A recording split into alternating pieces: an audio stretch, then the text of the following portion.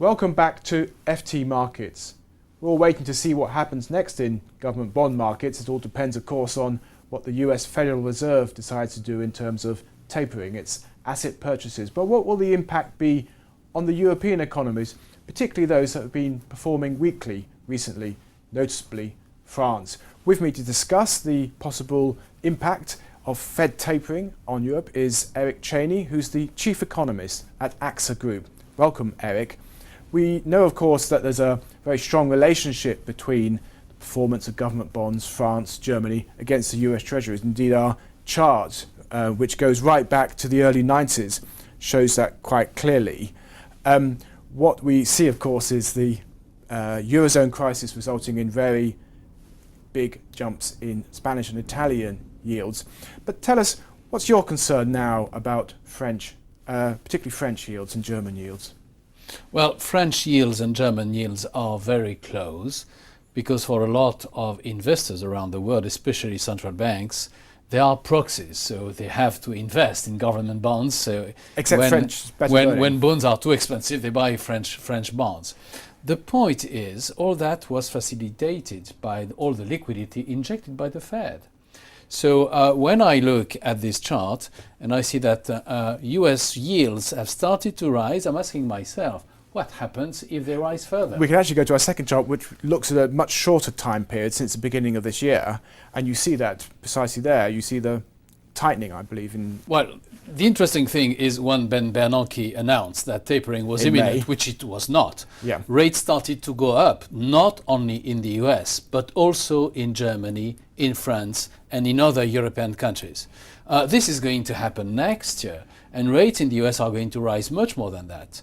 And I believe that with less liquidity and rising rates, the spread between German bond yields and other euro area bond yields, including France, is likely to widen. Okay, so in other words, the impact won't be so great then on Germany.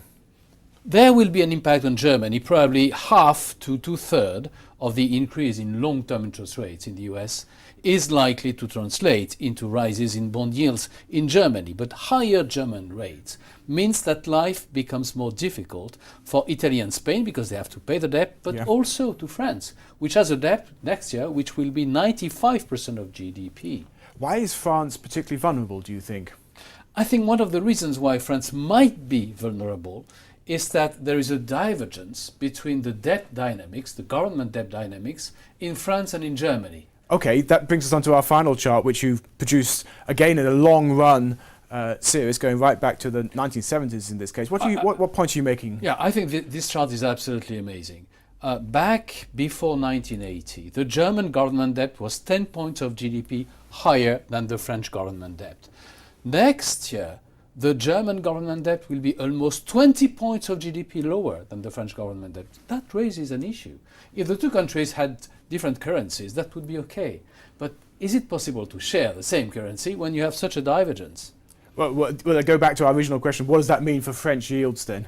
I think that means that unless France takes very strong decisions to start to curb down the dynamic of the debt, the spreads, so the interest rates that investors are asking for French debt are going to rise faster than the German interest rates. Okay, which would imply a pickup, obviously, in the nominal yields as well, quite considerable as well. Absolutely. The spread between the German and the French yields might rise in the range of between 50 basis points and 100 basis points. And what could President François Hollande do about this?